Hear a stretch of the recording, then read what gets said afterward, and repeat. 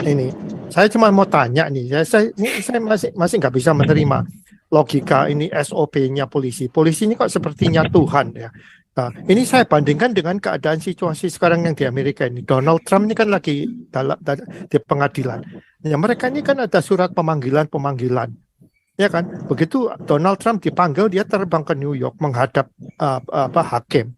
Dan dari sana kan diputuskan ini ada case yang gitu. Karena ini kan tadi saya sudah sampaikan ada dua kejahatan itu, konvensional dan internasional. Dan yang si Pak Yusuf ini masuk kategori kejahatan internasional. Karena itu udah menyangkut undang-undang cyber.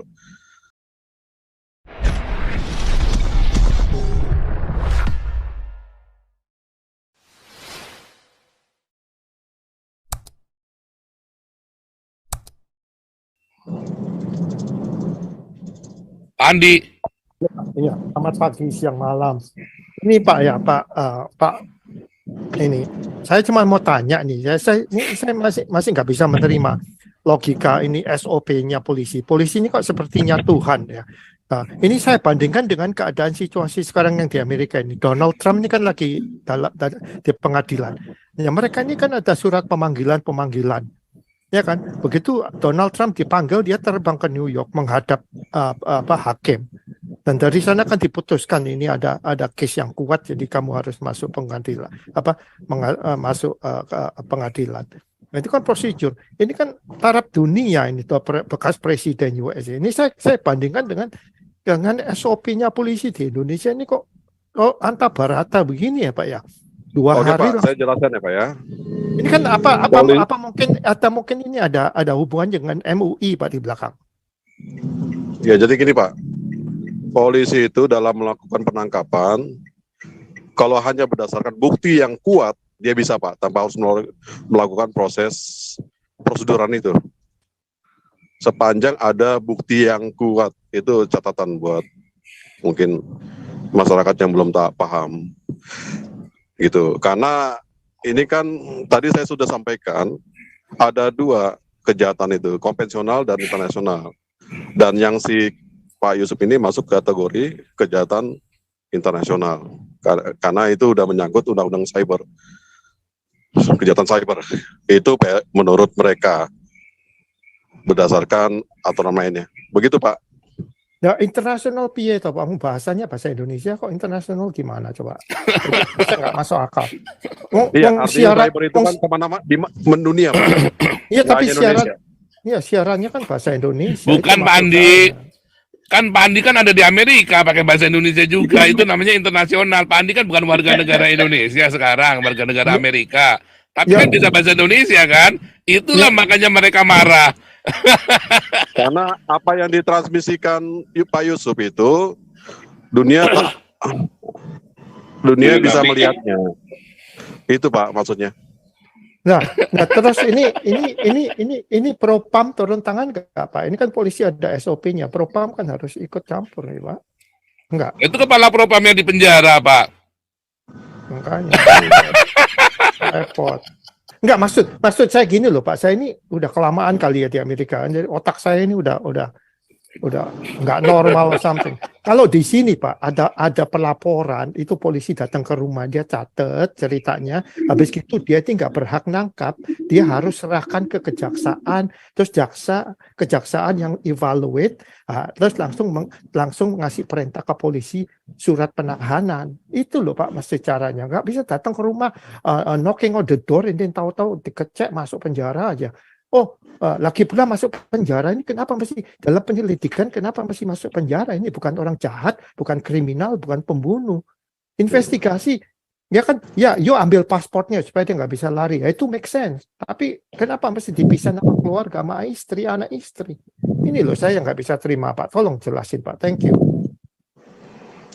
Ya oke Pak, sebenarnya banyak hal informasi sensitif saya mau sampaikan tapi nggak kurang. Jangan Pak, ini belum waktunya karena kan belum sampai ke sidang Pak, masih di penyidikan dan ada kemungkinan bisa lolos kan soalnya kan. Iya, jangan dulu. Begitu aja Pak. Jangan dulu ya. Saya pikir kalau ada yang merdeka silakan merdeka gitu ya. Ya. Iyalah haruslah kita ini harus merdeka ini. Case after case ini kita diserang kanan kiri for stupidity. Pokoknya ada suara MUI aja deh, ribut. Ini target pertama Papua merdeka, target kedua Bali merdeka, target ketiga Tapanuli merdeka ini Pak. Iya, enak-enak orang-orang baik kok. Nggak bikin jahat. Yang kasihan Membantu ini, kegiatan sosial, menolong negara dalam memberantas kemiskinan. yang kasihan ini yang di Jawa ini udah dikepung, gimana mau Dipenjarakan. merdeka? Itu bagaimana logikanya? Udah. Ini ada ketua Galarua Jawa Timur dulu nih, silakan. Priyadi. Salam Nabi Juanda, Pastor Paul. Pak Andi, salam Bang. Ini jangan tanya yang strategis ya, karena kita berharap ini ada peluang lepas ya, karena kita lagi berusaha pendekatan yang soft, yang gimana baiknya lah, pokoknya supaya jangan kalau bisa damai sebelum sidang selesai gitu ya, karena memang ada celahnya. Jadi tolong ini hari ini kita nggak cerita strategi, kita cuma mau update kabar saja ya. Lanjut Pak Supriyadi. Ya, terima kasih Pastor Paul. Kalau saya sih hari ini mau ngelawak dikit setelah dengar Bang Sandi sama Pak Andi. Ke Pak Andi ini sih kelamaan tinggal di negara yang udah waras soalnya. Makanya nggak masuk logikanya Pastor ya kan Bang Sandi? Iya. Ya, Atau jangan-jangan Pak Andi yang nggak waras ini. Kan satu orang waras di tengah 280 juta orang gila, ya tetap yang waras ini bilang gila. Ya wes mangan Gimana babi sih Pak ae Andi lah. ini? Wes mangan babi ae wes. Ih, bilangin nggak percaya bandel. Ini ya untuk saya ini ya. Oke Pak Paul, ada lagi Pak? Karena saya sudah harus. Nah, nggak apa-apa Bang Herbert. Yang penting kita sudah senang Bang Herbert sudah tampil di sini. Saudara, kita akan terus dukung penggalangan dana Pak Pendeta Yusuf Manupulu sampai tanggal 30 April ya untuk termin pertama. Sampai kita nanti lihat suasananya. Nanti penggalangan dana ini kita sudah kasih tahu ke Ibu Yusuf Manupulu, Ibu Simanjuntak namanya ya. Namanya siapa? Iya. Ya, Ibu Simanjuntak. Dan juga Pak Sandi Situngkir, Pak Herbert juga kita sudah info juga semuanya, dan kita bisa kapanpun mereka bisa akses ke dalam ya untuk ngecek dananya ini ya. Kita open, dan kita juga open ke masyarakat. Makanya kita kasihnya bulat-bulat supaya nggak sedikit-sedikit satu berapa, itu kan ada rahasia masalahnya, itu kan ada rahasia. Nah kita pokoknya kasihnya bulat-bulat sekian, udah nggak tahu, kita nggak mau tahu itu mau digunakan buat apa oleh mereka. Ya, tapi itu kita sudah ada ininya ya, sudah ada komitmen seperti itu. Nanti 30 April kita evaluasi untuk termin keduanya. Jika diperlukan kita tetap kumpulkan, kalau enggak ya kita stop gitu ya. Atau tiba-tiba keluarga minta stop ya kita stop ya. Jadi so far sih keluarga belum menghubungi saya untuk stop, karena Pak Santiamer juga sudah menghubungi keluarga, dan Galarua ini kan, rekening Galarua ini kan atas nama Pak Santiamer soalnya, di bawah otoritasnya Pak Santiamer. Terima kasih Bang Herbert, God bless you. Sutrisno, Surabaya. Mana nih Sutrisno?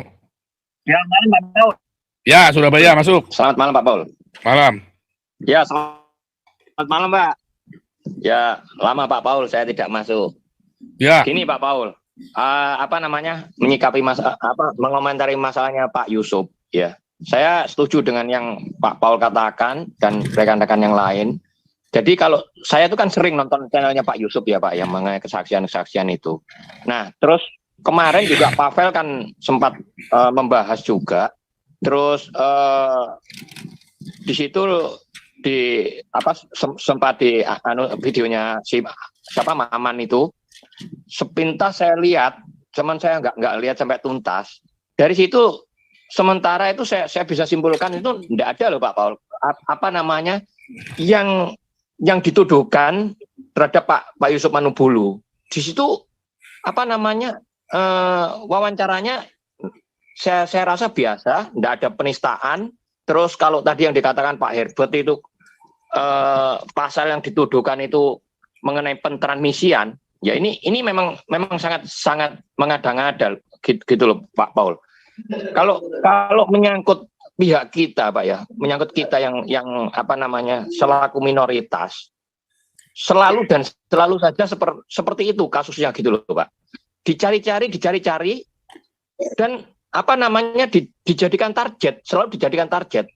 Kalau mentarget Pak Paul belum bisa, Pak Saifuddin belum bisa, ya kan? Terus yang di dalam negeri kan kasus Pak KC yang kemarin itu. Nah, untuk Pak Yusuf, saya lihat tidak ada sedikit pun di situ kesalahan. Pak Yusuf tuh saya lihat sangat-sangat santun seperti yang Pak Paul katakan ya. Sangat santun bahasanya, sangat tidak provokatif, tidak ya sangat santun kalau menurut saya gitu loh. Jadi tidak ada unsur-unsur penistaan apalagi itu sangat jauh dari situ gitu loh Pak. Kalau masalah yang dituduhkan sekarang katakan mentransmisikan apa yang dikatakan si Maman itu berita bohong. Nah, seperti saya setuju sama Pak Paul. Jadi kalau memang itu dianggap kebohongan ya Pak ya, si narasumbernya bohong, ya seharusnya dan selayaknya itu ya si narasumber yang dimintai pertanggungjawaban kan Pak secara pribadi. Jadi tidak ada kaitan dengan Pak Yusuf. Itu satu ya Pak ya. Terus yang kedua, tadi Pak Herbert mengatakan karena ini termasuk cyber ya kan, cyber yang kaitannya dengan internasional harus diprioritaskan. Nah, kalau menurut saya hanya ketawa gitu loh Pak Paul. Bukan masalah cybernya Pak gitu loh. Karena ini menyangkut kita selaku minoritas ya kan, yang selama ini memang sudah ditarget ya kan. Bukan cuma Pak Yusuf, mungkin nanti untuk hari-hari ke depan itu bisa juga seperti Fatimah Sa'diyah kan, Pak Yusuf kan, Pak Paul kan tahu kan, dan yang lain-lain. Nah, itu akan bisa sangat mungkin akan dijadikan target juga gitu kan. Nah, jadi kalau menurut saya seperti yang tadi malam saya sempat ikuti channelnya Pak Paul, itu ada salah satu yang masuk siapa ya tadi malam itu yang di akhir-akhir kalau nggak salah itu dia mengatakan apologet ini janganlah menyinggung mereka gitu ya. Ya kalau menurut saya apologet Kristen kan selama ini hanya melakukan counter atau pembelaan terhadap apa yang mereka yang selama ini sampaikan di YouTube channel mereka yang seperti dikatakan Alkitab palsu lah segala macam. Nah, sebenarnya kan yang mengawali siapa ini hanyalah aksi dan reaksi kan seperti itu Pak Paul gitu loh. Jadi kalau sama si yang tadi malam masuk itu Pak siapa ya saya lupa. Itu seperti kayaknya gini Pak Paul, menyarankan untuk mereka apologet Kristen itu untuk janganlah untuk menyinggung-nyinggung lagi tentang ajaran-ajaran mereka gitu Pak Paul ya. Nah kalau menurut saya ya enggak perlu takut gitu loh. Kalau menurut saya seperti yang tadi malam Pak Raja Uti sampaikan gitu loh. Sempat ditanggapi juga sama Pak Raja Uti kan. Pak Paul kebetulan kan lagi nggak bisa lanjut sampai habis. Nah saya ikuti sampai habis. Seperti itu Pak Paul gitu loh. Dan untuk kasusnya Pak Yusuf Manubulu ini Pak, itu mungkin bisa disampaikan ke Pak Herbert Pak Paul. Tolong mungkin yang pertama langkah penangguhan penahanan gitu loh Pak Paul, penangguhan penahanan. Nah, mereka sudah tahu Pak, tenang aja Pak, nggak usah diajarin, nggak usah ngajarin mereka berenang Pak, udah tahu mereka. Mereka itu udah sip ada.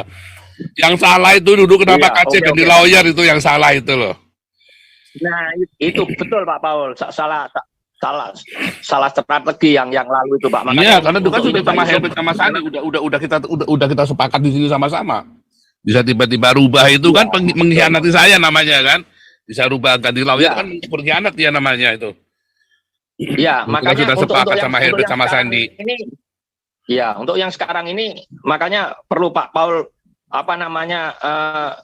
untuk kasus yang Pak Yusuf ini memang kita sebaiknya sering tampil di Sumba di untuk update-nya untuk